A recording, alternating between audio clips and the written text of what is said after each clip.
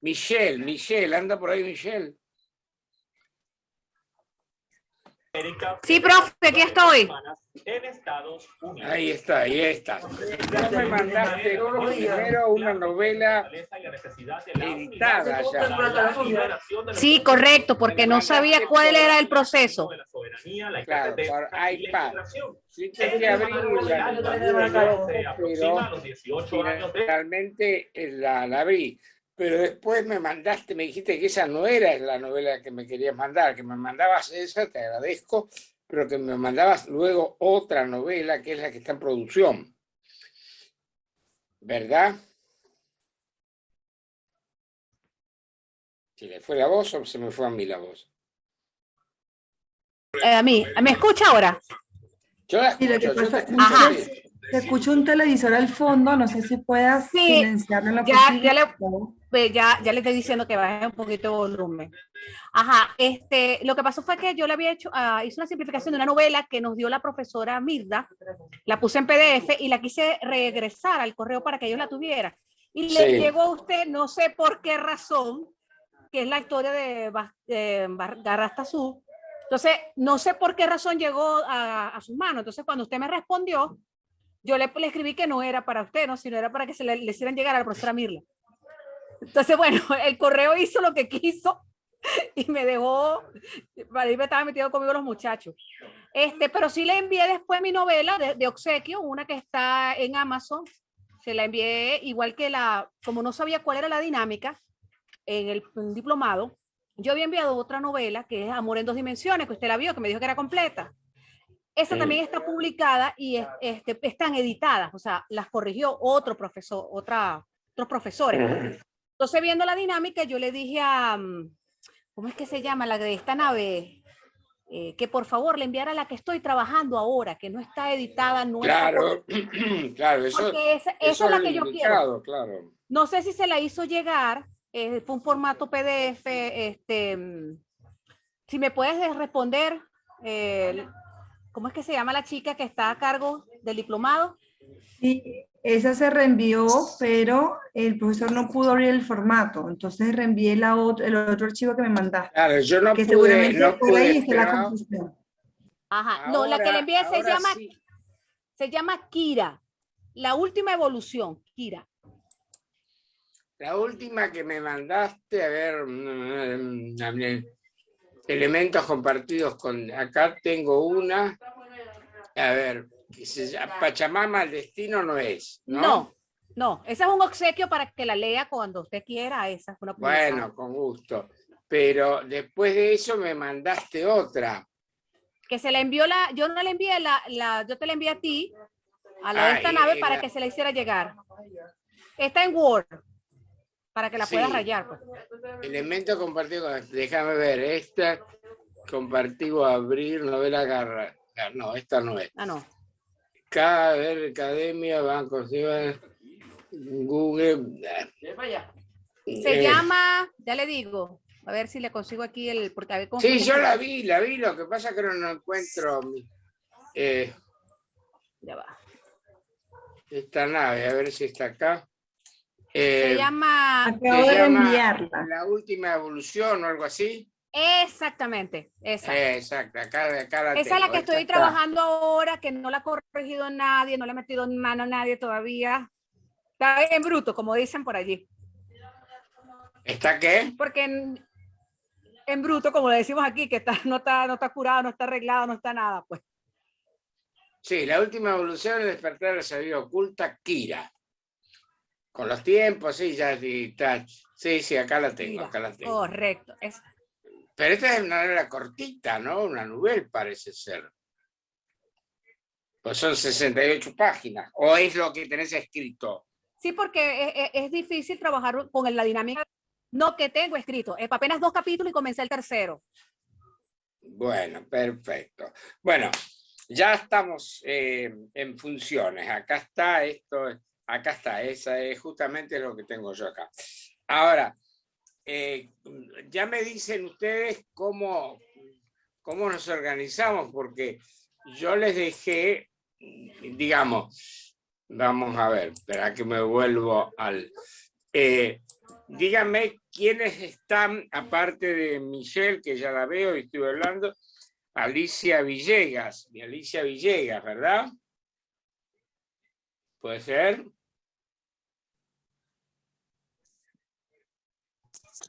Y Efren Navarro. Y Efren Navarro. Efren Navarro, acá tengo. Efren Navarro. Acá tengo la forma del pensamiento. La forma de un pensamiento, exacto. De un pensamiento, acá está. Bueno, es un relato. ¿quieren que trabajemos con esto? Son 4 páginas, ¿sí? ¿Me parece? Sí, buenísimo. Excelente. Bueno, yo tengo algunas cosas anotadas, pero como hicimos la última vez, y como seguramente haremos siempre, lo vamos leyendo y lo vamos viendo entre nosotros. La forma, mentiría si les dijera que la primera vez que lo vi me asusté.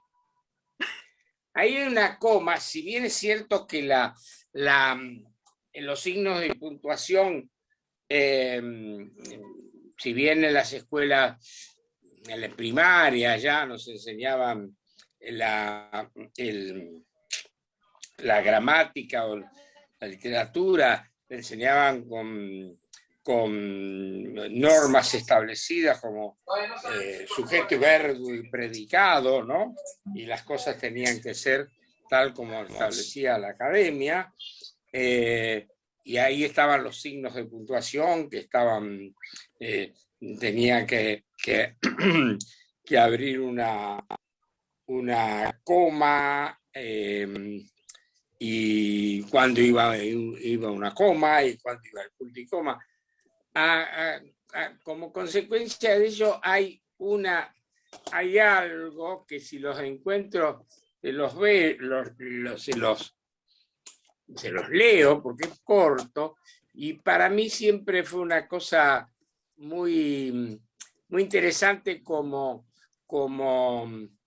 definición. Vamos a ver que trato de encontrarlo. Saben que las computadoras son laberintos, entonces uno tiene que dar vueltas y vueltas hasta...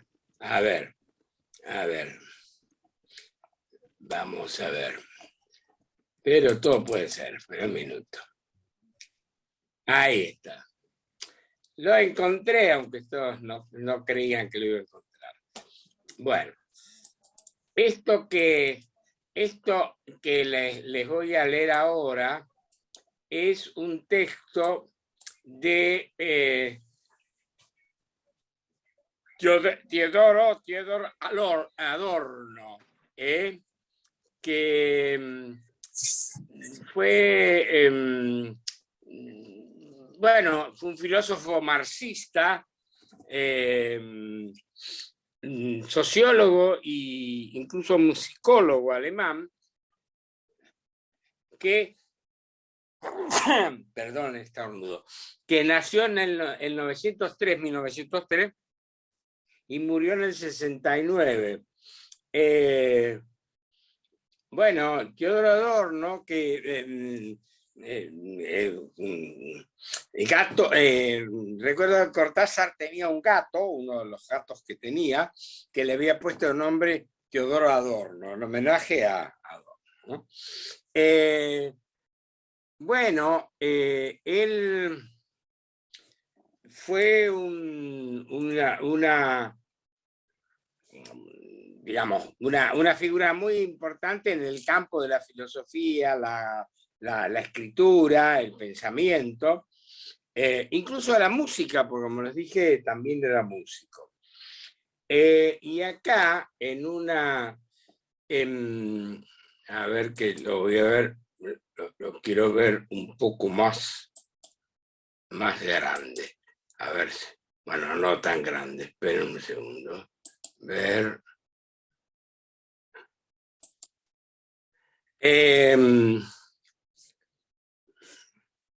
Espera que me fui, ahora estoy otra vez con vos. No pierdan las esperanzas que yo sigo acá. Espera un minuto. A ver, un segundo, acá está. Yo quisiera agrandar esto, pero no logro agrandarlo. Bueno, lo voy a tratar de leer con letras tan chicas. Profe, ¿podrá ¿Me mandarlo al escuchan? correo de esta nave para yo compartirlo y que todos lo puedan ver en el momento sincrónico? Sí, pero no sé, a ver, te lo mando, espera. Como Te archivo mando todo adjunto, yo lo esto, abro. espera, lo copio, copiar, lo pongo, espera, tuviste una buena idea, lo pongo en Word acá, mm, no, espera.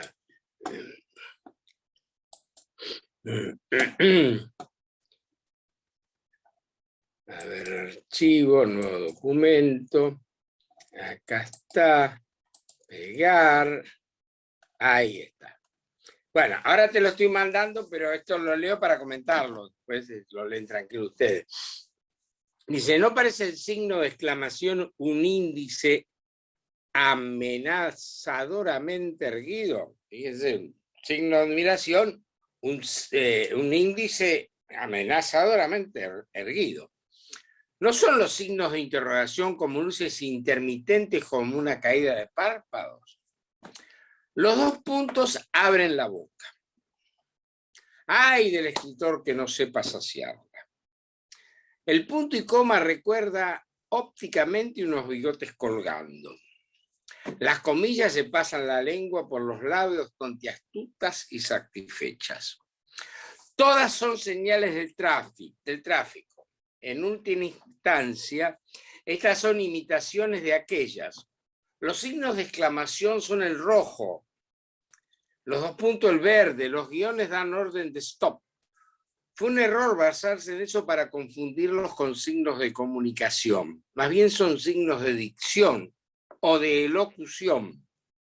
No están al atento servicio del tráfico del lenguaje en sus propias vías. Por eso, no están al atento servicio del tráfico del lenguaje con el lector, sino que se sirven jeroglíficamente a un tráfico que se desarrolla en el interior del lenguaje. En sus propias vías, por eso es superfluo ahorrarlos por superfluo, pues con ello no se consigue más que se disimulen. Todo texto, incluso el más densamente tejido, lo cita sin más. Misteriosos espíritus de cuya presencia sin cuerpo se alimenta el cuerpo del lenguaje. Para mí, a mi humilde criterio, es una definición casi perfecta de lo que son los signos de puntuación. Años después, también, ¿cómo se llama? El italiano... Hay memoria.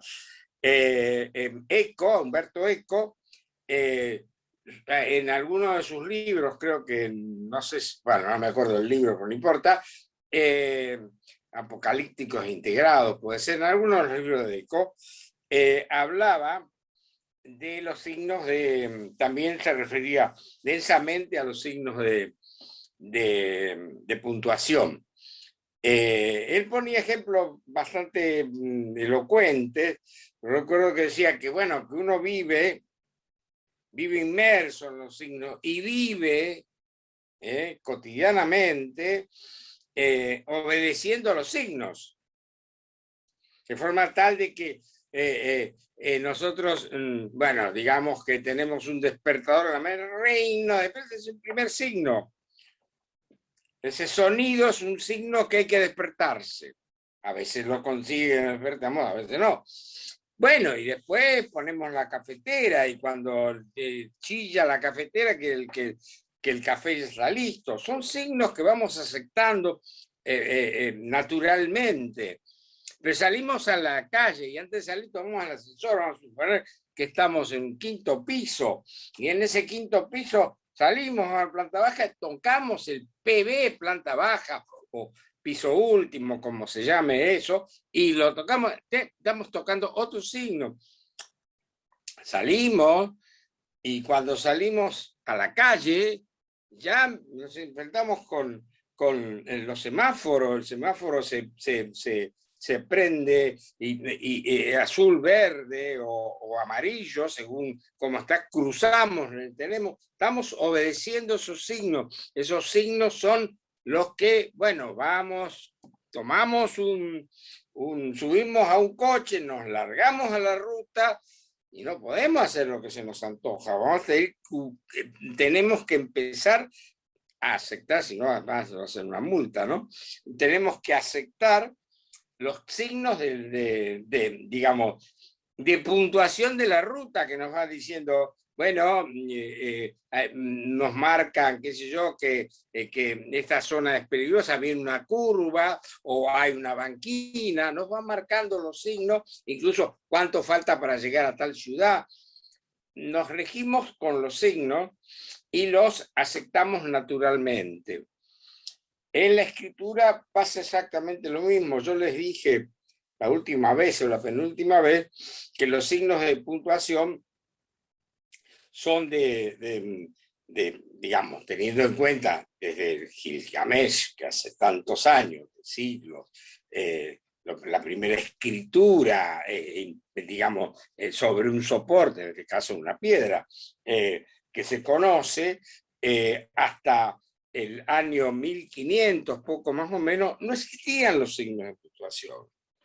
No había punto y aparte, no había signos, no había signos de admiración o de pregunta. Todo estaba implícito en la escritura. El que la leía era el que le ponía el signo. Por eso, era común leer en voz alta para escuchar e ir llevándose ir llevando el texto que estamos leyendo y dándole el tono y los signos que cada lector encuentra en ese texto.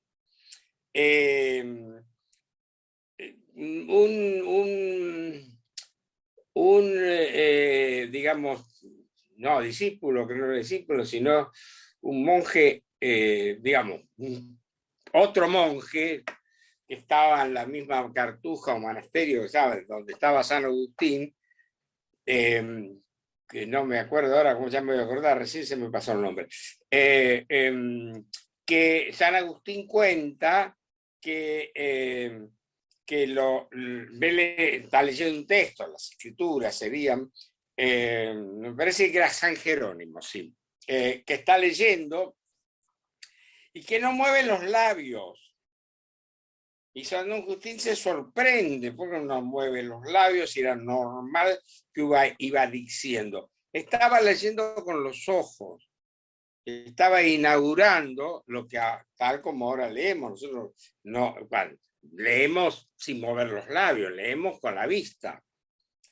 Pero allá en tiempos de San Agustín, 400, 500 años, a mí los tiempos se me mezclan siempre, pero hace mucho tiempo, no se leía se leía en voz alta. Aquellos que sabían leer, obviamente, que no eran tantos.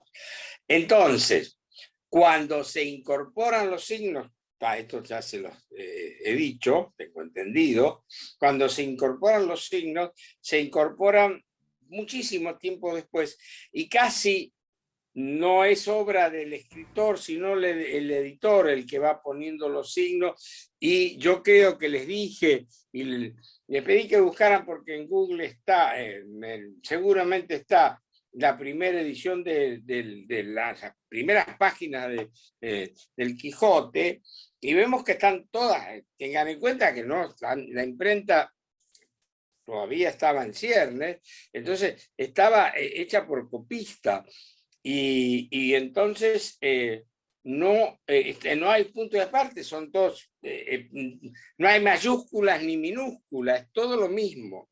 Era bastante complicado leer en aquellos años. Después la hicieron más fácil.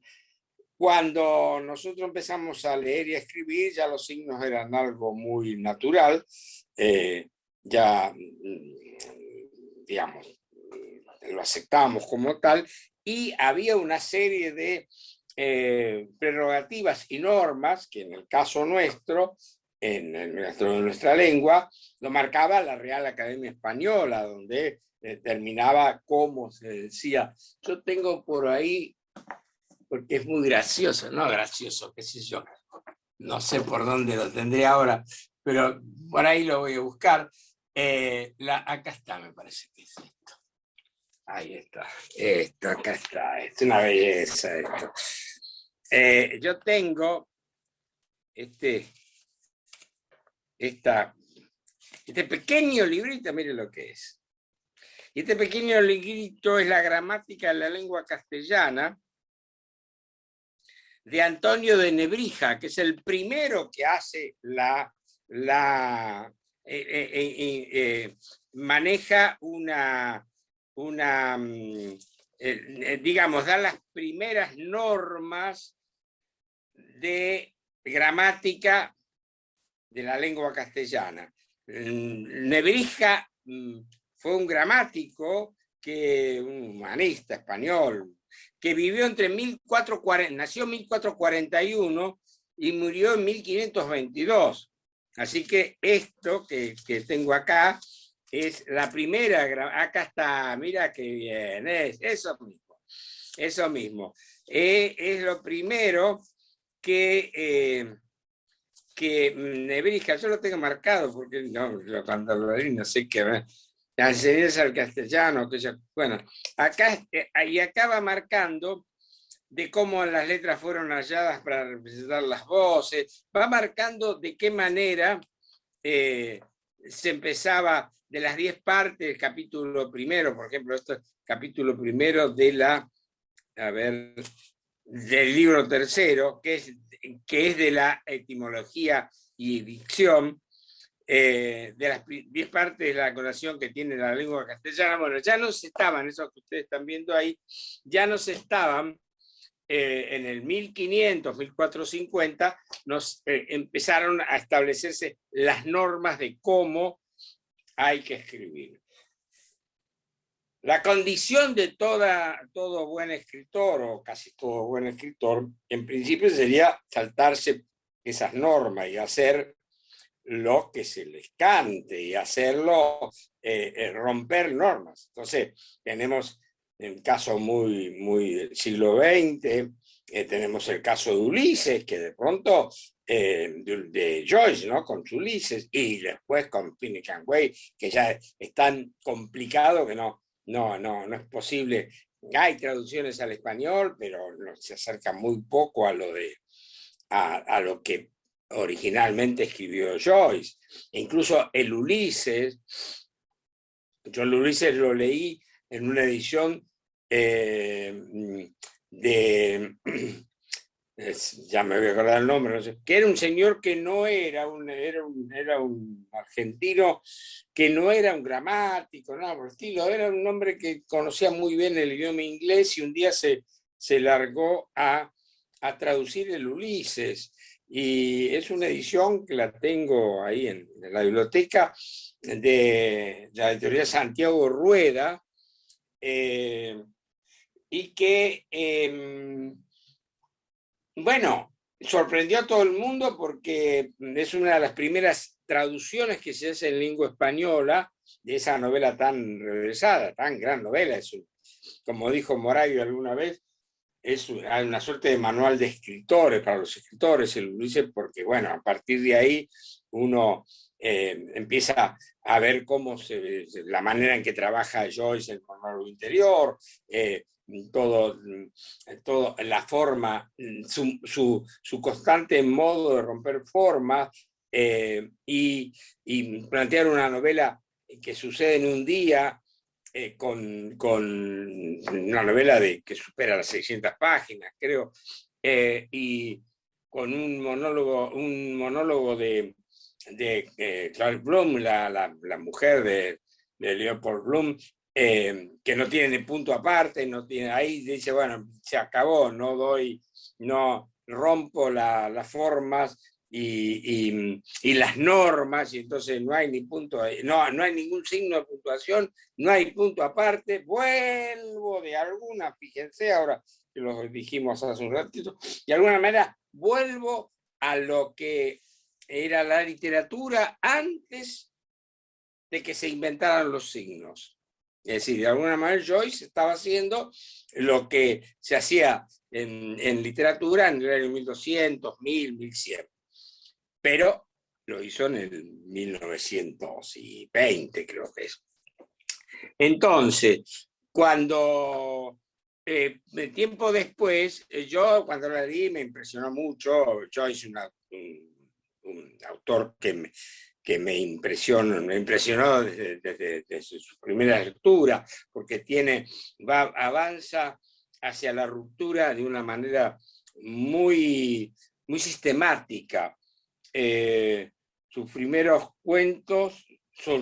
textos son cuentos, los dublinenses o gente de Dublín, que son cuentos que él, donde tiene digamos, una escenografía, un paisaje, en todos los casos, Dublín, ¿no? La ciudad de Dublín, de su Irlanda, y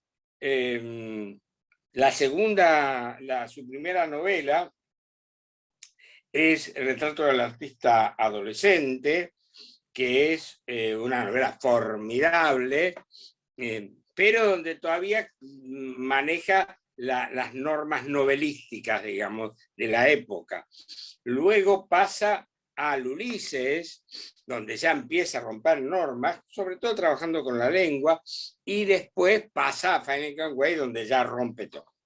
El Ulises, y más sucede con Finnegan Wake, es muy complicado porque en el tema traducción, incluso es muy complicado para los propios ingleses, porque él maneja el irlandés, con todas de todas las ediciones que tienen. Él maneja el irlandés y sobre el irlandés maneja incluso el irlandés, digamos, campesino, el irlandés que se hablaba en zonas muy especiales. Entonces hay palabras que ni siquiera los propios ingleses llegan a entender.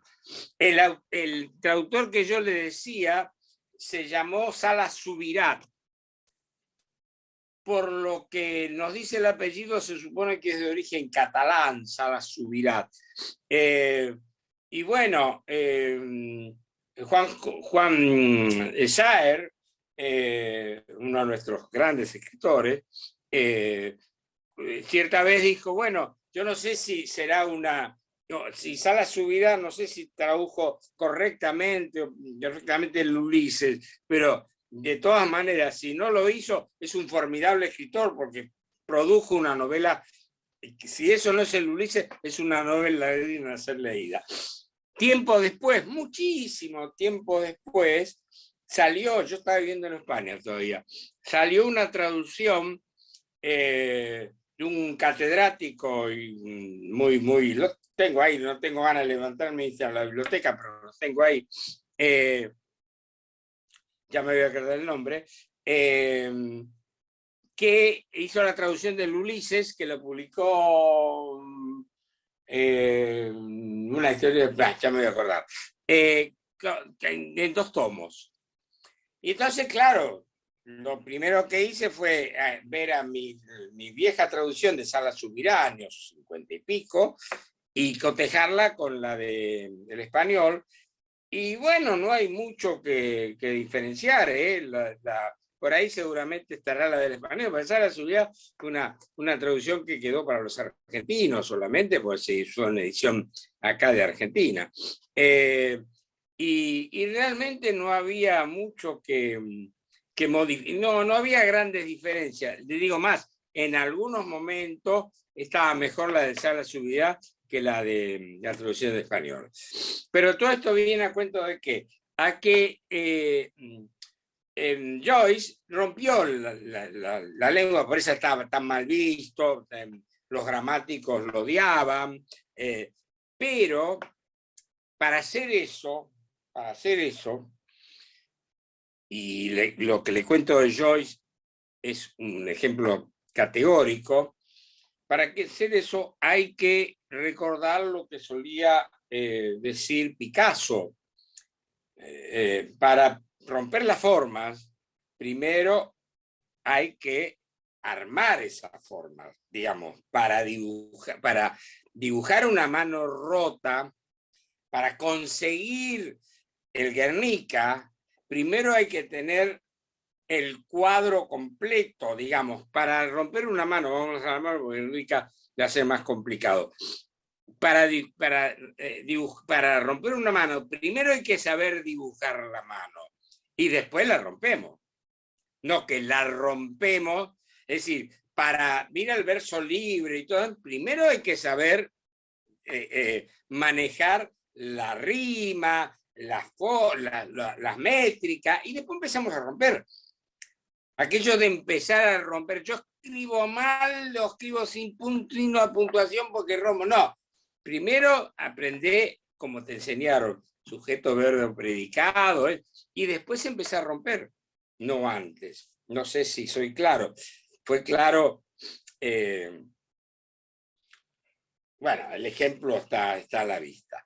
Entonces, todo esto viene a cuento de que si bien ahora no tenemos, rompemos la forma, debemos de todas maneras cuidarla de manera tal o de forma tal de que no nos complique la escritura. Voy a tratar de ser más claro y para eso vuelvo al cuento, a lo que estaba leyendo de Navarro. Decíamos que en la forma de un pensamiento, Navarro empieza diciendo, mentiría si les dijera, y acá Navarro, ¡pah!, me encaja una coma después de dijera, y me está pidiendo que yo detenga mi lectura. Pero lo que dice después, dice, si les dijera que la primera vez que lo vi me asusté. Y uno empieza a decirme, esa coma me parece que está sobrando tremendamente.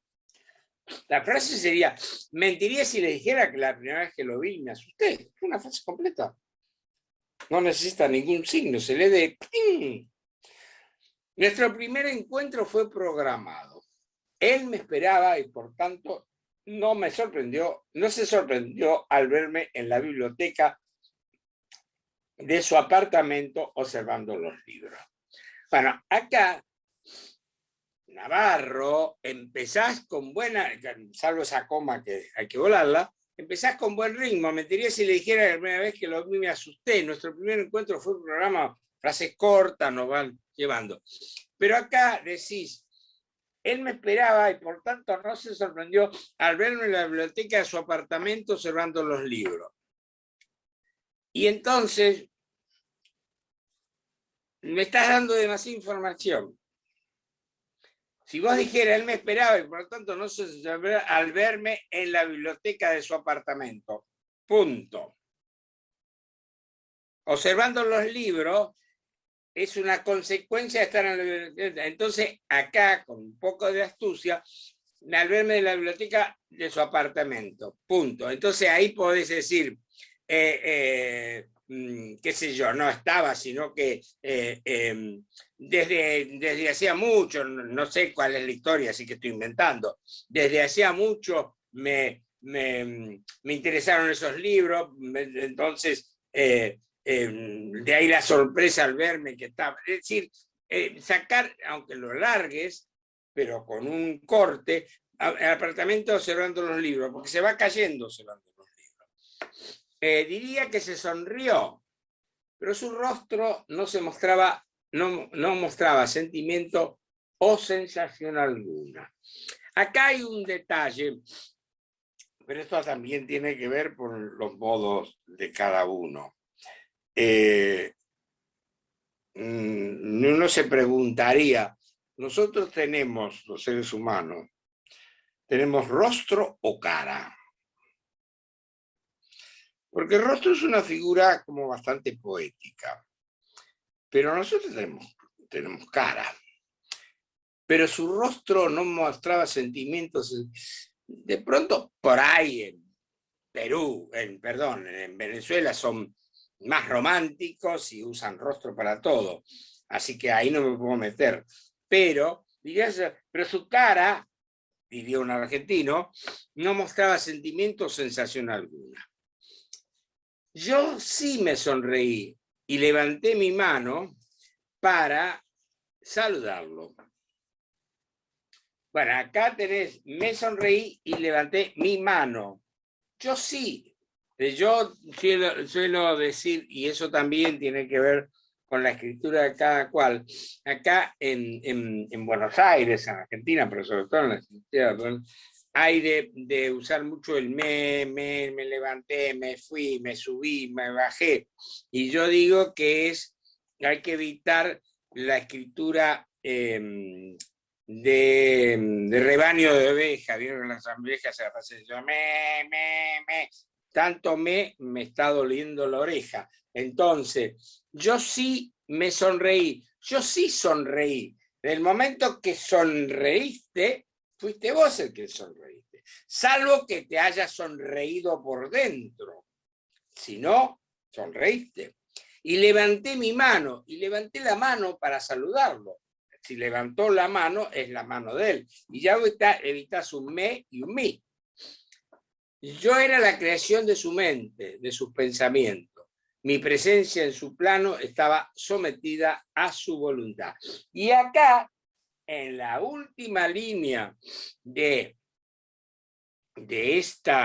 este primer párrafo, empezamos a advertir que acá viene algo que nos está llevando hacia un texto de literatura fantástica o cosas por el estilo, porque me dice, yo era la creación de su mente, de sus pensamientos, mi presencia en su plano estaba sometida a su voluntad. Es decir, de pronto, por este párrafo, esta última acotación, uno empieza a pensar, bueno, este que está contando no es realmente quien narra, sino que es el narrado, es el producto de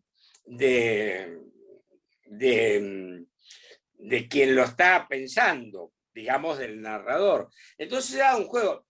Todo esto son 5 líneas y media. Por ahí vos, Efraín, me decís, mirá, no ni nada de todo eso, ¿qué está sacando esa locura? Pero yo lo primero que pienso, cuando llego a esto, me advierto, acá está pasando algo interesante. El personaje está narrando al narrador. Y es un juego interesante. Sigo leyendo para ver si es cierto. Yo no lo había leído esto, así que sigo leyendo para ver si estoy en lo cierto.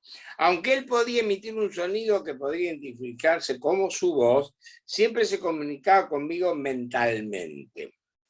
De hecho, era la forma que yo emanaba a su plano, por la fuerza de su pensamiento. Al principio, él no comentaba mi presencia con las demás personas por miedo a que... Bueno, acá sí anda poniendo una coma. Al principio, muy bien puesto al principio, él no comentaba mi presencia con las demás personas. Ahí una coma no estaría del todo mal. Por miedo a que me calificasen como una alucinación.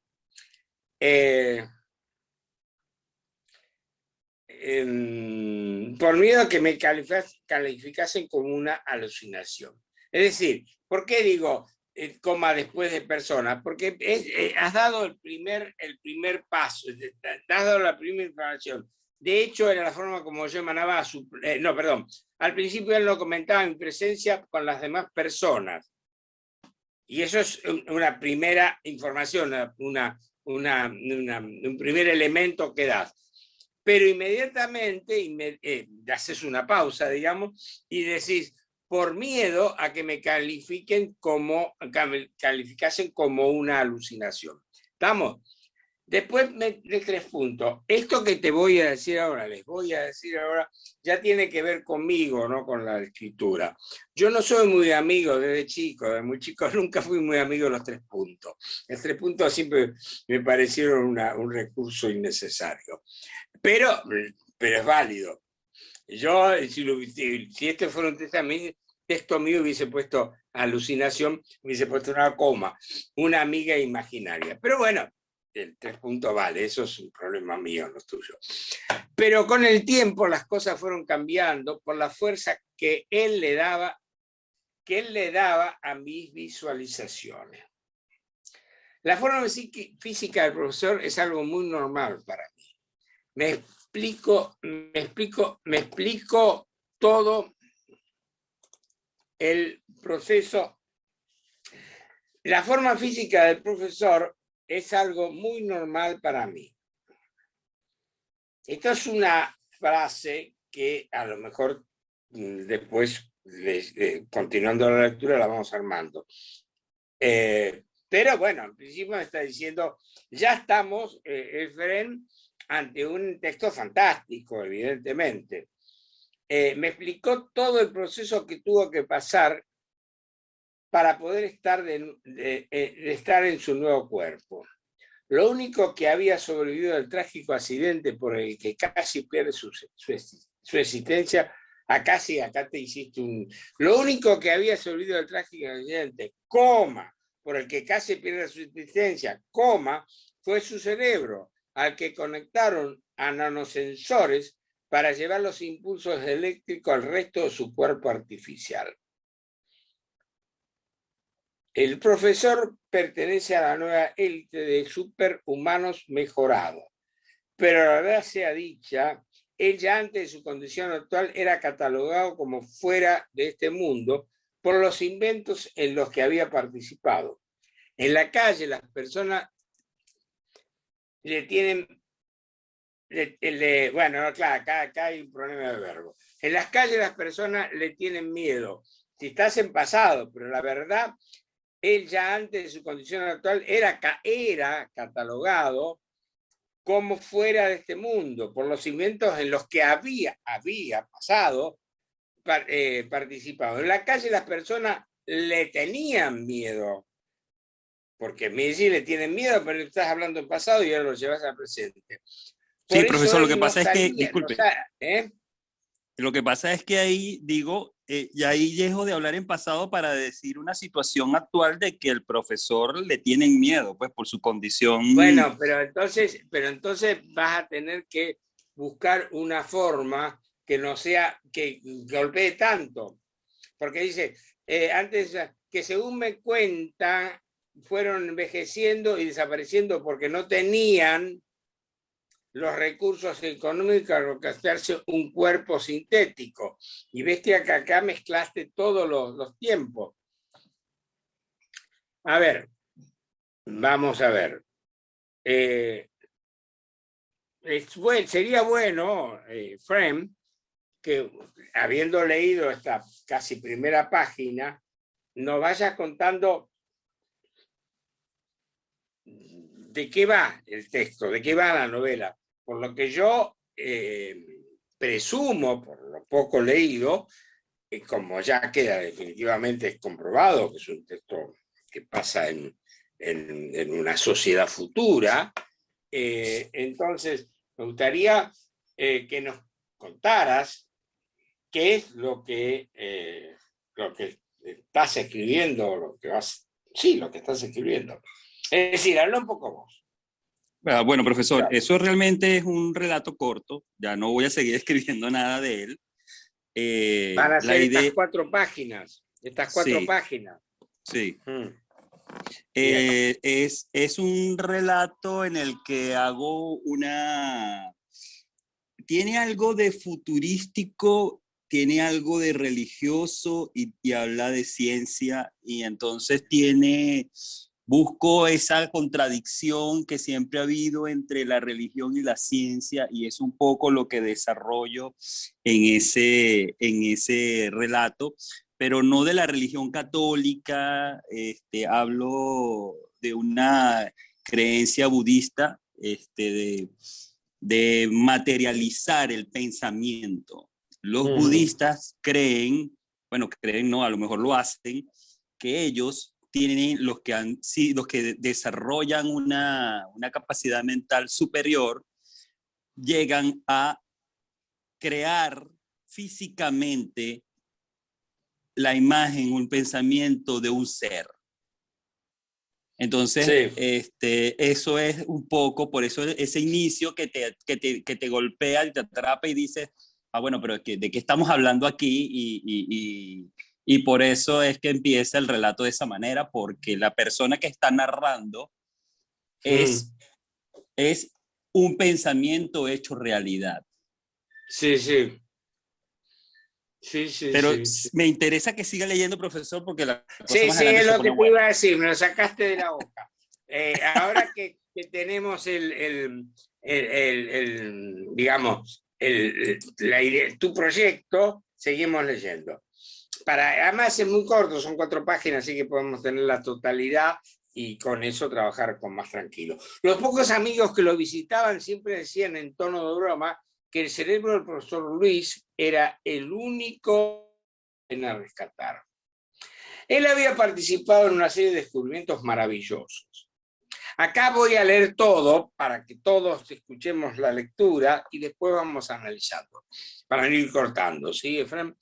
Él había participado en una serie de descubrimientos maravillosos. Su primera investigación tuvo que ver con el peso del oro. La primera vez que se supo de la espuma de oro. Esperá que marco para que no me olvide. De la espuma del oro. La comunidad científica se volvió como loca, y ni hablar de la industria joyera. La espuma de oro era un revolucionario material 2000 veces más ligero que el resplandeciente metal, que brillaba igual que el oro, pero que estaba compuesto en un 98% por aire y un 1% por oro. Flotaba sobre el agua manteniendo los mismos quilates de un lingote. Sin embargo, con los reconocimientos de esta investigación, también llegaron los inconvenientes. El patrocinador de su investigación se enemistó con él porque no le incorporó dentro de los propietarios de la patente. Luego el profesor Luis inventó un nanoantenas de oro ensamblada con la que se armaba una delgada membrana capaz de reconducir la sonda de la luz y de ocultar lo que estuviese cubriendo.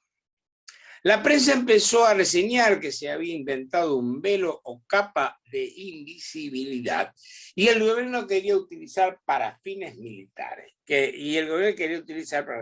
Así que destruyó toda su investigación, quedando solo las noticias como prueba del descubrimiento. Después de esto, el profesor Luis, al profesor Luis, se le ocurrió crear un metal que tuviese propiedades contradictorias, ser rígido y flexible a la vez. Fue cuando descubrió que aplicando sus conocimientos sobre la espuma de oro a otros metales, podía convertir una aleación de varios minerales en un metal rígido que al calentarse a una temperatura mínima podía volverse flexible como una goma. Déjame que tengo que avanzar, como una goma. Pero de todos los inventos del profesor, mi preferido es el cemento luminoso. Un material modificado microestructuralmente capaz de absorber la energía solar y devolverla al medio ambiente.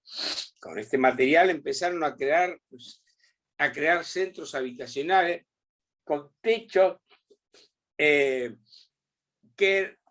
resplandecían de noche. Techos que de noche. Es tanta la creatividad del profesor Luis que no es difícil comprender. Acá te armaste otra vez un bolonqui con el tiempo de verdad, que no es difícil de comprender que hayan rescatado su cerebro. Sin embargo, él me había confesado que tiene muchos enemigos que no entienden su manera de pensar y los mecanismos que utiliza para lograr sus objetivos. En la actualidad anda en una investigación que ha dividido en dos fases. La primera sobre la forma del pensamiento y la segunda su eliminación. En los primeros meses yo aparecía cada vez que el profesor me invocaba. Como él vivía solo, ocurría con mucha frecuencia. Me leía libros y compartíamos impresiones de lo leído. Me enseñó videos para aprender a bailar tango y hasta llegamos a bailar un par de piezas. Era muy cómico verlo bailar. Simplemente caminaba. Él me permitía recorrer todo el apartamento. No era algo tan grande como algunos imaginarían. Había pocos muebles. Me explicó que era un estilo de vida que se dio a conocer como minimalismo. Yo siempre creí que era por su gran tamaño. Todo el apartamento era blanco y con uno que otro cuadro en las paredes, los cuales estimaba de sobremanera, ya que el arte se ha vuelto digital con el uso de los tokens no fungibles, NFT, y el uso de la tecnología blockchain. Descubrí que mi existencia se estaba fortaleciendo cuando al irse a dormir el profesor, yo ya no desaparecía, sino que me quedaba en el apartamento. Esos días me asomaba por la ventana y veía a la gente pasar, algunos solos, otros acompañados o con sus mascotas. Una mañana en su cuarto, al apenas despertarse, le comenté lo que estaba ocurriendo y quise saber por qué, y su respuesta fue una palabra: tulpa. ¿Tulpa? Sí. Eres un pensamiento con autonomía y voluntad propia. Eres una idea que tiene su propio cuerpo. Puse mis dedos sobre mi cara y pude sentir que estaban tibios y que mi mejilla se movía con cada movimiento circular que hacía. Mi piel era flexible. Pose, falta un acento, mis manos en la mejilla del profesor y su rostro era muy frío. Dejé, falta un acento, de tocarle la cara para tocarle un brazo y su cuerpo y seguía estando helado. Tuve la curiosidad de preguntarle de qué material estaba hecho, pero me pareció que sería poco cortés. Si te provoca, hoy puedes salir a conocer un poco lo que hay alrededor del edificio. Verás de cerca lo que ves por la ventana. Solo no te alejes mucho, no te vas a perder. Mira que ya no puedo traerte con mi mente. Asentí con la cabeza y tuve una sensación extraña por primera vez desde que estaba con el profesor. El estómago se movía por dentro. Se lo comenté al profesor y soltó una carcajada. ¿Tienes miedo o hambre? Poco a poco irás descubriendo sensaciones en tu cuerpo. No tengas miedo. La primera vez que uno sale solo a la calle siempre da algo de temor, pero estarás bien. Ahora, si lo que tienes es hambre, aquí no hay nada que comer. De hecho, no tenemos cocina, porque mi cuerpo no necesita alimentos. Tendrás que salir a comprar algo que te apetezca. El profesor se levantó de la cama y fue a la habitación de al lado, donde realiza su trabajo, los verbos, se levantó y realiza. Y cuando regresó, me colocó un brazalete y tomó el pulgar de mi mano derecha y lo apretó contra una tarjeta hecha de metal flexible que había creado. Miró la tarjeta y dijo: eres perfecta. Mira, tienes huellas digitales, eres única. Con esta tarjeta vas a pagar lo que quieras comprar. Solo la presentas en el lector y listo. Es muy sencillo. Anda, ya puedes salir. Tomé la tarjeta, y cuando me dirigí a la puerta para salir, el profesor se percató que no tenía ropa. Se percató que no tenía ropa. Detente, no puedes salir así desnuda. Miré mi cuerpo y me percaté que era el de una mujer de 40 años. No tenía mucho gusto, pero el que tenía me sentaba bien. Mi piel era morena y clara y tenía una cabellera negra abundante. Estaba completamente desnuda con el brazalete de mi muñeca derecha y la tarjeta en la misma mano. El profesor soltó una carcajada que retumbó en todo el departamento. Tuve que esperar que llegara una ropa de una compra en línea, con lo que el profesor aprovechó para mostrarme cómo funcionaba el sistema de pago. Salí a la calle vestida con un pantalón blue jean, una franela estampada y un par de zapatos deportivos. Sentí una vibración particular cuando empecé a caminar por la acera, ¿no? No, la acera, le falta una. La gente andaba rápido. Yo me sentía abrumada, pero emocionada a la vez. Empecé a caminar y a caminar. Veía carros de todos los colores, gente vestida de distintas maneras, con cabelleras en estilos variados, muchas tiendas, muchas mesas, personas comiendo, conversando, riendo, llorando. Empecé a sentir nuevamente aquella sensación en mi barriga. Me acerqué a una panadería y pagué, como me había explicado el profesor Luis, una comida que según me explicó,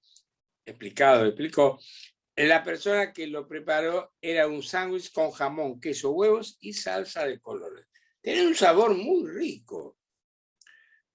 También probé una bebida color dorado, un poco amarga, pero que al estar bien fría, caía deliciosamente por el calor que hacía. Cuando me di cuenta me había alejado bastante de la vivienda del profesor Luis. Empecé a asustarme un poco cuando llegó la noche, cuándo.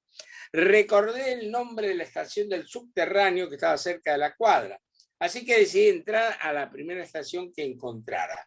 Me percaté que había unos torniquetes que habilitaban la entrada. La gente que entraba ponía sus celulares o tarjeta. Saqué la tarjeta que me había dado el profesor y la pasé por el lector como me había explicado. El torniquete se destancó y pude pasar. Bajé al andén para esperar el tren. El que se detuvo venía repleto.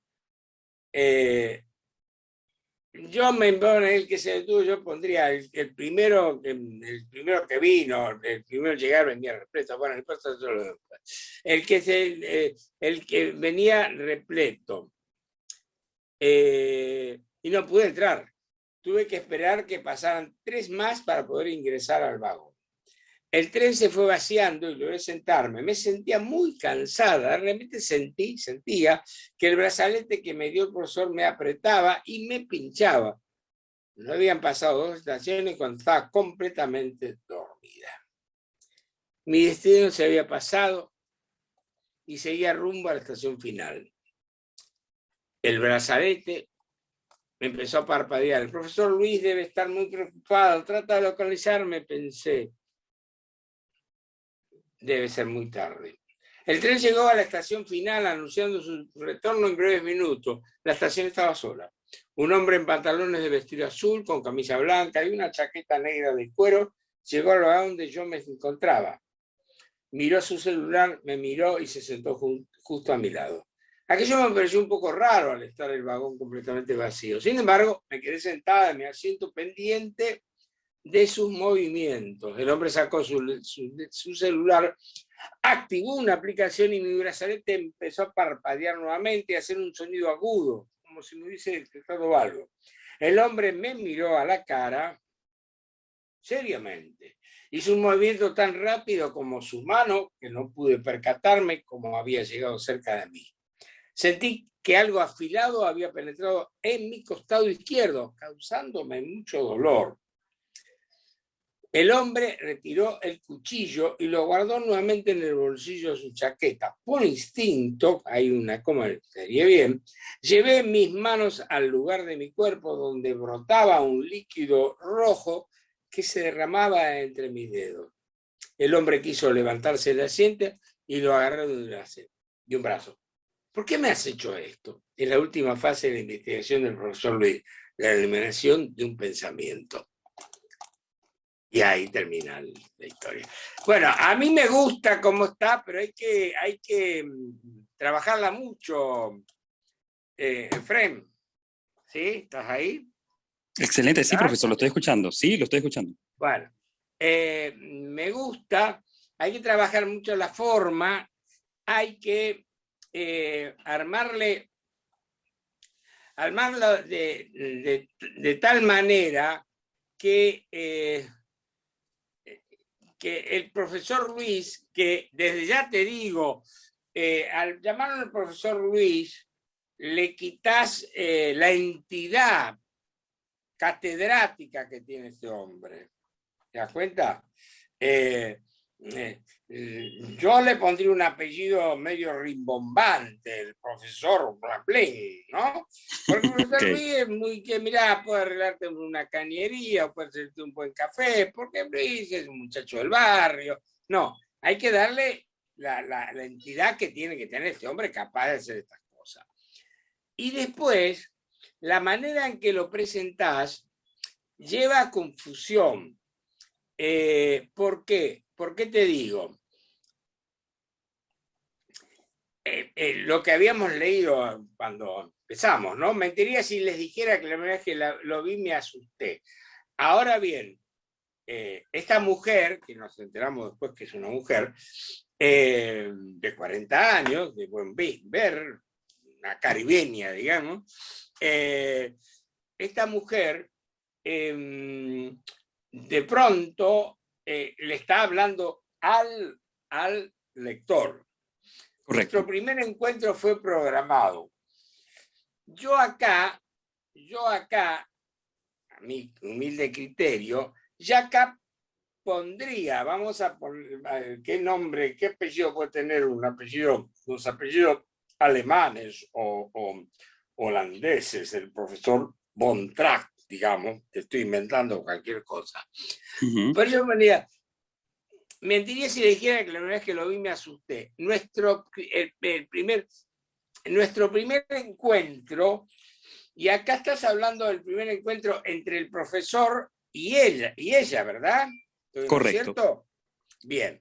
Entonces, si fue programado, cuando sí fue programado, a mí me está poniendo en acción a un tercero. El encuentro entre el profesor y ella fue programado por un tercero. Salva que me diga, nuestro primer encuentro con el profesor von Trapp fue el profesor von Trapp fue quien se ocupó de programar nuestro primer encuentro.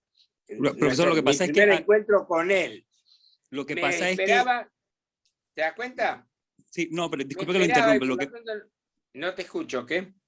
Que yo digo que es programado porque estoy de alguna manera dando una idea avanzada de que ella aparece con los pensamientos del profesor. Entonces siempre serán programados hasta que ella coja vida propia. Claro, yo lo que yo descubro acá, a ver si me pones si estoy en lo cierto, que efectivamente digamos, el profesor tenía la imaginada, le daba vida a ella, ¿verdad? Correcto.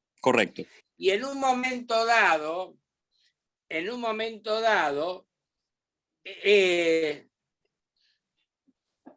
ella adquiere formas humanas. Hasta ahora es pensamiento. Adquiere formas humanas y las adquiere y nace como nacemos todos en este planeta, en este mundo. Nace desnudo, nadie nace vestida. Incluso nace desnuda, pero con ¿cómo se llama? Una pulsera, una suerte de cordón umbilical, si querés, porque esa es la pulsera con que después se va a comunicar o le va a servir para algo. Es decir, ahí lo primero que advertimos, y está bien, ojo, no lo digo como cuestionamiento, lo primero que advertimos, que tanto el profesor como ella, como el otro, el señor que se sienta a su lado y le clava el cuchillo para hacer una nueva prueba, todo el mundo en esta sociedad futura está asexuado. ¿Me explico? El profesor de edad incierta, cuando ve que esta mujer que pensaba, si la pensaba, supone que la pensaba con mucha belleza, nadie, algo que sea, qué sé yo, un tipo sádico o masoquista que le gusta pensar fealdades, la pensaba una mujer bella.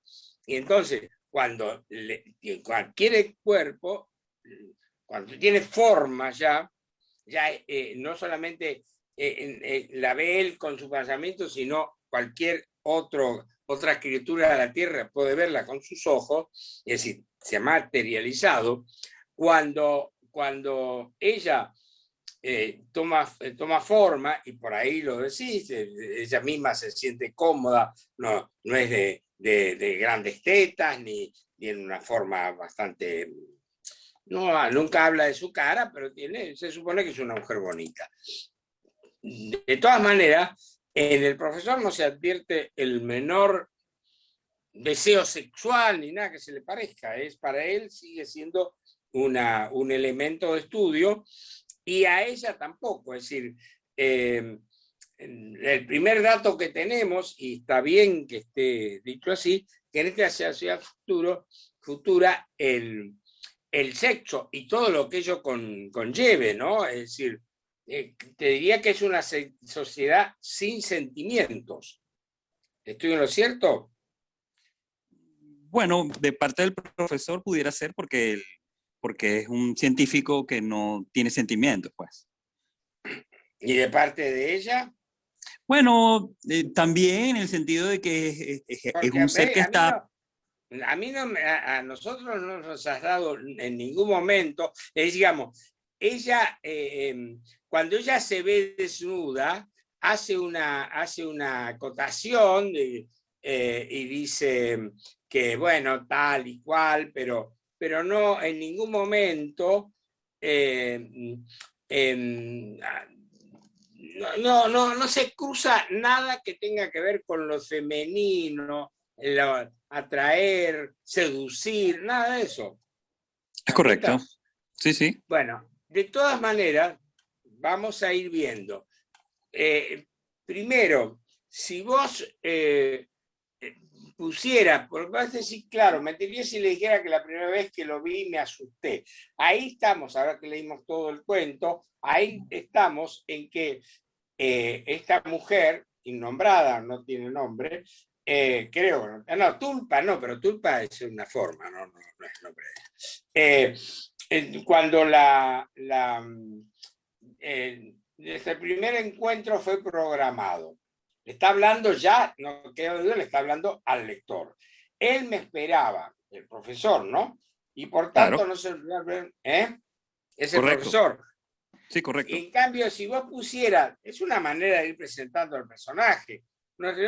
El profesor Von Trapp me esperaba y por lo tanto no se sorprendió a verme en la biblioteca de su apartamento observando los libros, o embelesada por los libros, o qué sé yo, poner un adjetivo que te guste, por los libros, seducida por los libros. No, pero no hay seducción, así que curioseando los libros, una cosa así.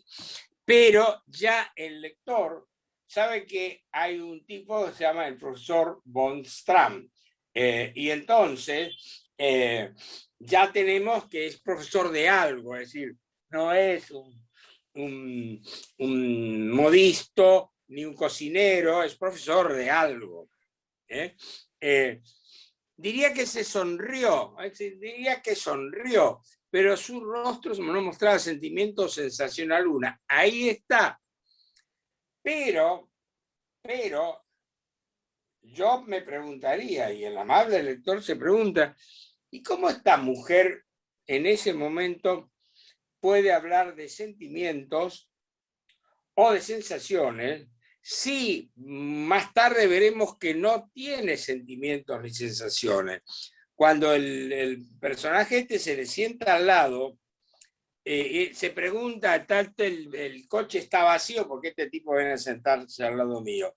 Cualquier mujer de este tiempo se levanta y se va y le dice que me quiere violar, que viene este hombre. Pero este no, se queda sentado a punto tal de que le clava un cuchillo. Y ahí no siente dolor, siente que le sale sangre, algo que ignora a ella lo que es. Entonces, si vos ponés, al verme, diría que sonríe, pero solo no mostraba sentimientos en esa alguna. Ahí, mi querido Efraín, la estás humanizando a esta mujer. Le estás diciendo que no mostrará sentimientos. Ella sabe lo que son los sentimientos o las sensaciones. Y no. Lo va a ir sabiendo en caso de que siga asistiendo. Sonreí y levanté mi mano para saludarlo. Yo era la creación de su mente y de sus pensamientos. Mi presencia en su plano estaba sometida a su voluntad. Bueno, entonces, ahí ya, acá sería interesante que cuando decís yo me sonreí o yo sonreí, hay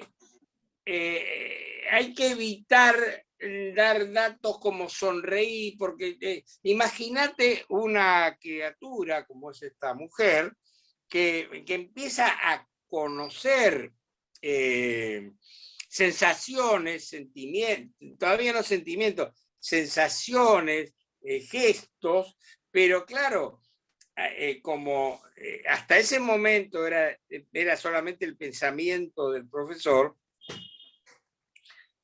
todavía no se ha materializado y entonces tiene que aprender una serie de cosas. Yo era la creación de su mente, de su pensamiento. Ahí yo le daría una entidad para darle un principio con fuerza y diría algo así como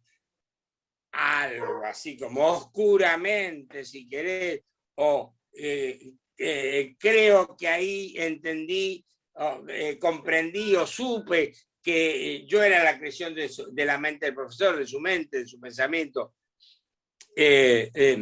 Mi presencia en su plano estaba sometido a su voluntad. Mi presencia en su plano, eso no queda muy claro.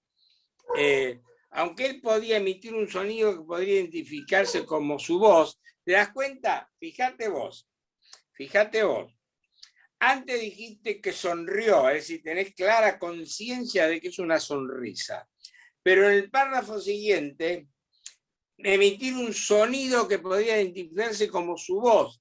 Es decir, todavía no tenés conciencia del hablar. Emite sonidos que salen de su voz. ¿Te das cuenta?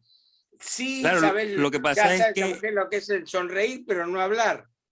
Lo que pasa es que recuerde que el profesor es un, ¿cómo se llama? Un robot, no ríe, no tiene voz, no habla. No, compañero, no me desvíe el cuento. Esta señora, con sus 40 años, lejos está de ser un robot. No, el profesor. Ah, el profesor. Bueno, pero yo nunca me enteré que es un robot. ¿Cómo que no? Si lo único que se salvó de él fue el cerebro y se pegó. ¿Qué?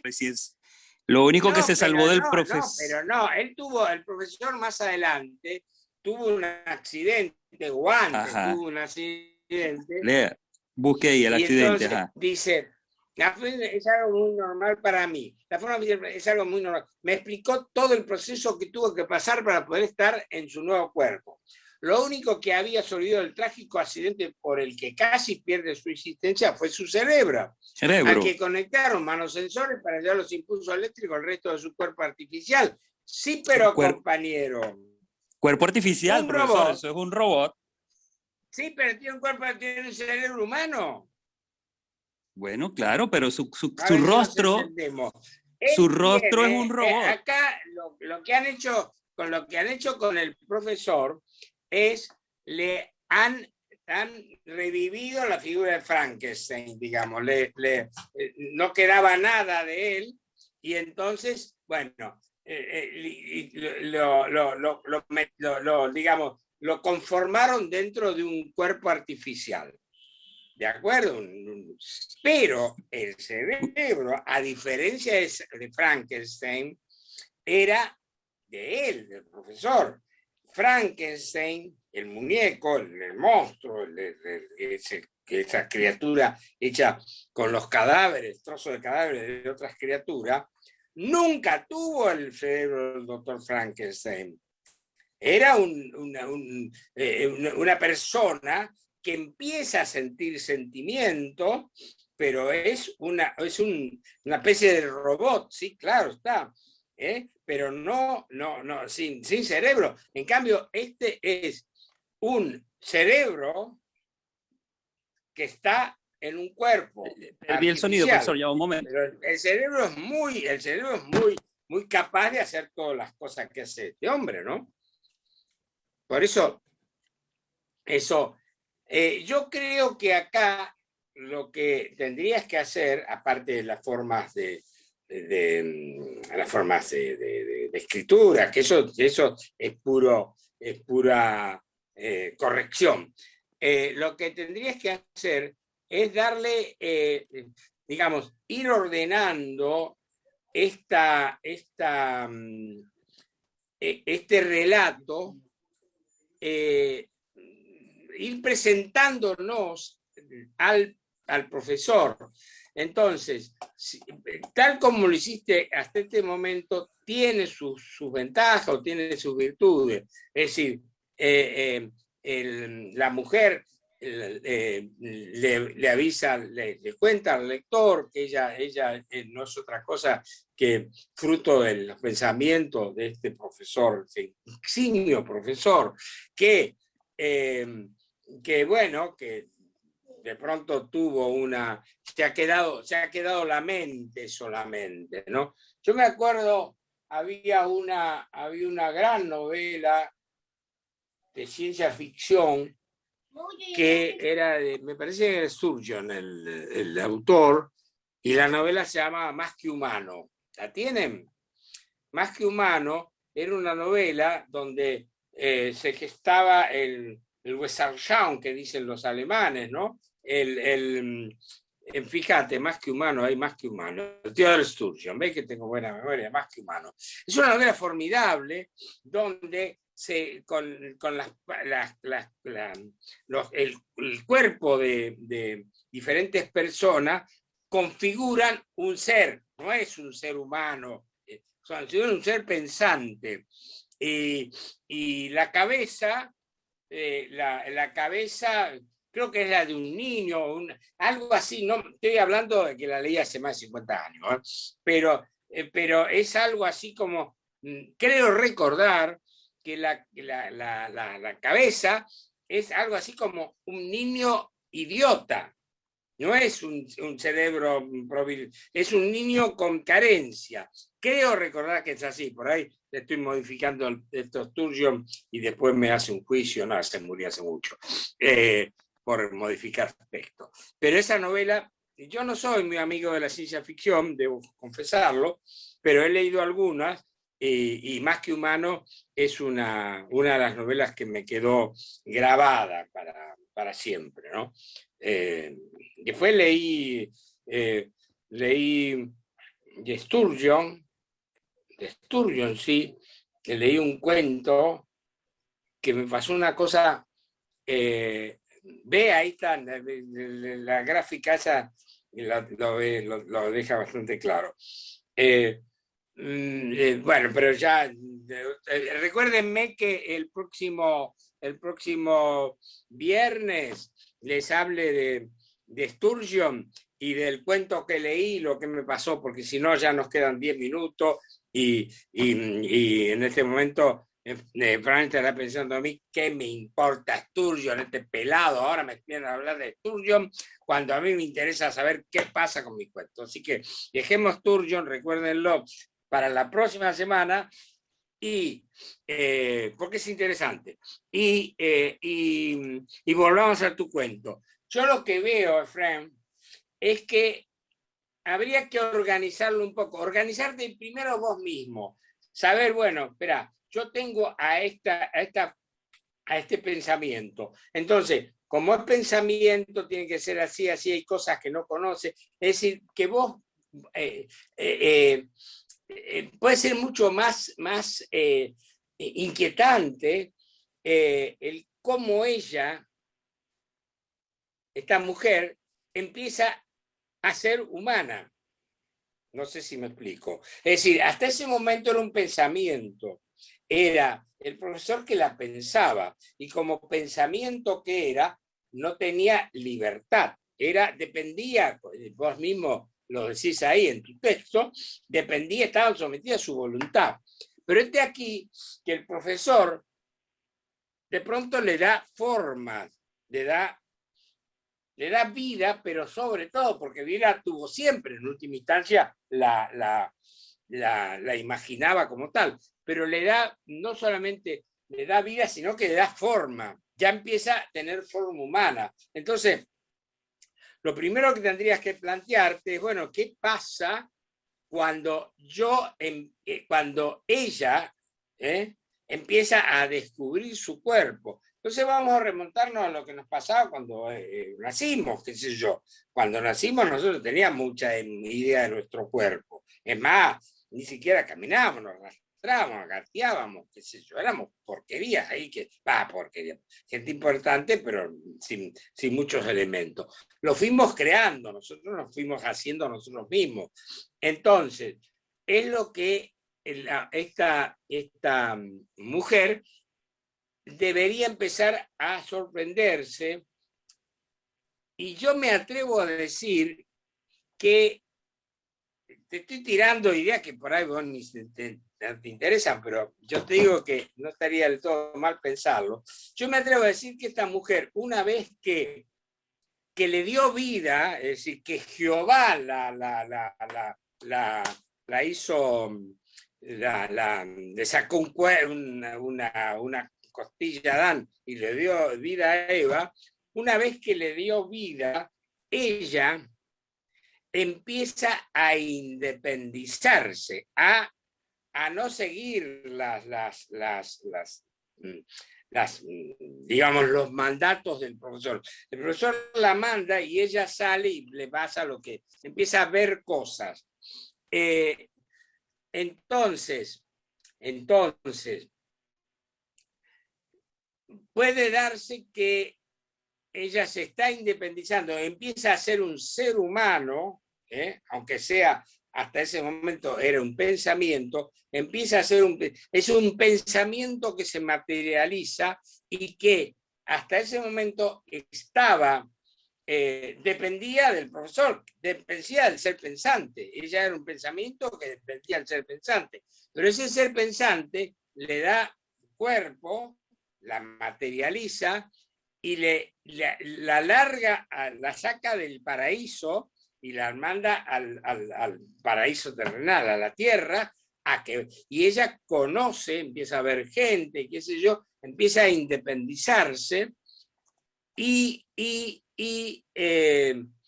entonces cuando finalmente se queda dormida y llega a la estación terminal del subte y sube ese señor y le da el puntazo ese, ahí tenemos con que, mal que le pese, seguía siendo, aún como ser independiente, seguía estando bajo la égida del profesor, porque le dice, el cuento termina, es la última frase de la investigación del profesor Reed, de la invención de un pensamiento. Es decir, esto es lo que puede tener de dramático, inquietante, con un final así conmovedor, justamente esto, es que el lector y ella misma como personaje está en condiciones de está contando la historia, la está contando ella, y de pronto se da cuenta que no fue nada más que un pensamiento, que fue parte de una historia. Por eso me llevó a Sturgeon, porque más que humano es un poco eso, es algo que, una figura, que se piensa con diferentes elementos de diferentes seres humanos. Yo creo que por ese lado, Efraín, podés sacar una historia, un relato inquietante.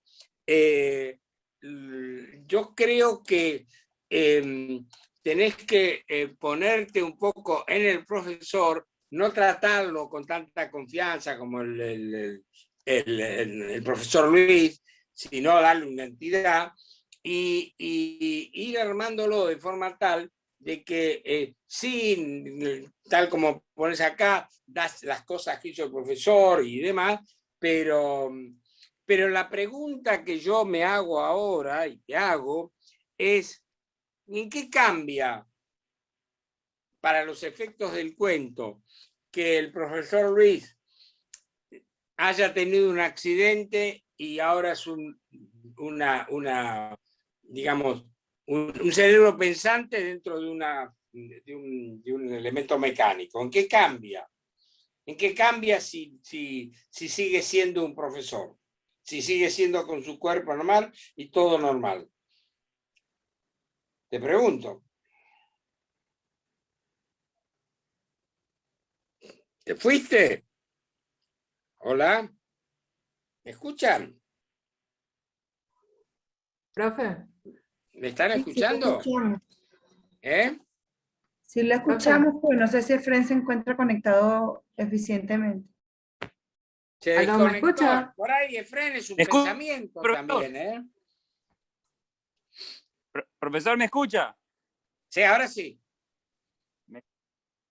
Bueno, ¿en qué cambia? Bueno, realmente lo que quiero hacer ver ahí es un poco la deshumanización de las personas, pues que no solamente basta, o sea, el hecho de que tengas un cerebro no te hace humano, no te hace humano. O sea, para Sí, mí pero perdona que te interrumpa. Ahí estás justificando. Es mucho más tremendo. Sí, y fíjate que yo me había olvidado que tuvo un accidente este pobre hombre. Es mucho más tremendo que el lector advierta que este profesor es un ser humano, no es ninguna máquina, que está totalmente deshumanizado, a punto tal de que tiene pensamientos, crea a una mujer bella, vamos a suponer que es muy bella, porque claro, pero después no siente absolutamente nada, es un objeto de estudio nada más. ¿Te das cuenta? Yo creo que haberlo transformado no haberlo transformado, haber rescatado solamente el cerebro del profesor, no modifica nada, porque el resto del cuerpo, bueno, no tiene ningún valor. Digamos, yo ahora estoy hablando con vos me estás escuchando, todos me están mirando, bueno, sí, está la máquina esta, el Zoom, bla, bla, pero el que habla, el que está manejando es mi cerebro. Es decir, mi cerebro lleno de contradicciones y demás. Claro, la máquina, digamos, han producido, digamos, elementos o máquinas o modelos especiales que pueden ganarle al campeón de todos los tiempos del ajedrez. Pero los sentimientos los sigue teniendo el ser humano, el campeón. El otro es una máquina que reproduce todas las jugadas posibles y entonces puede hacer lo que hace, nada más. Pero el mérito lo sigue teniendo, además, esa máquina está creada por un hombre, o por un conjunto de hombres. Entonces, todo esto ya se ha visto, hay célebres películas, no me acuerdo los nombres, pero aquella tan buena, que yo tengo la novela, el título de la novela es de los androides, ¿no? Que la película tuvo otro nombre, Blade Runner, exactamente. Pero Ajá. viene tiene un título muy bonito, ahí lo tengo en la biblioteca. Bueno, ahí que nos encontramos. Los androides sueñan el con problema de tipos de robots, de máquinas, que se han humanizado. Y hay que eliminarlos. Creo que viva por ahí la cosa, no sé mucho, ¿no? Pero esto es lo que deberías explotar de esa manera, de ver que no es tan importante que al profesor, sí es importante lo que el profesor inventa, sí es importante lo que inventa y lo que pasa, cómo está manejado el egoísmo de ya el capitalismo a sus últimas consecuencias, ¿no? porque le ponen, cuando creo que por ahí está hablando de que creó cosas y después le quieren, no sé, no la patentó o algo de eso, que algo muy de este tiempo, ¿no? El patrocinador de su investigación se limitó con él porque no lo incorporó entre los propietarios de la patente. Es decir, hay una propiedad que se está manejando y demás. ¿Te parece, Efraín? Sí, profesor, todos sus comentarios son muy interesantes. Los voy a tomar en cuenta para modificar el cuento. Sí, velo. No, yo te estoy tirando ideas nomás, hacé lo que te parezca. Yo te estoy tirando ideas para que a mi criterio el relato gane en intensidad, ¿no? No sé qué verá el resto.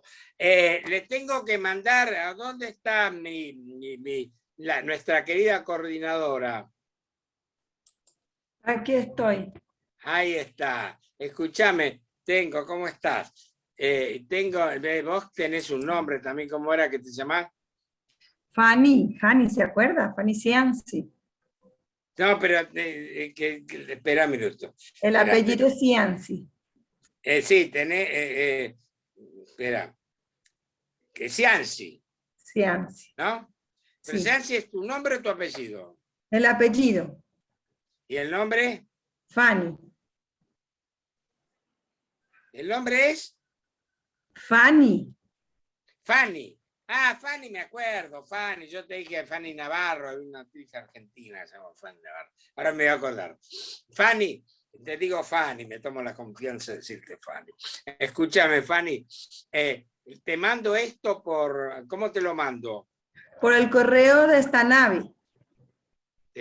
Bueno, te pongo... Bueno, ahora yo lo copio y te lo mando.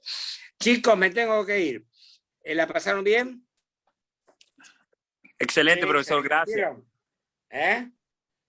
Bueno, nos vemos el próximo viernes. Acuérdense que le hable de ¿qué? Ya me olvidé.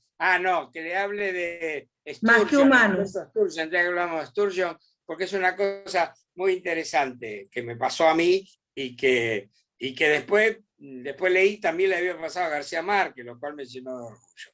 Así que, y tiene que ver con la literatura, absolutamente con la literatura. Así que los beso y abrazo, a los hombres los abrazo, a las mujeres las beso, y nos vemos el viernes que viene, ¿sí?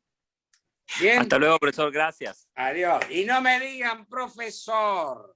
Me encontré ayer en un programa con un cura divino, que yo soy agnóstico. Cuando era joven era ateo. Después digo, bueno, mejor me hago agnóstico, que por ahí Dios existe, y cuando me muero me toma en cuenta. Si soy ateo, dice, no, este no ofreció nunca.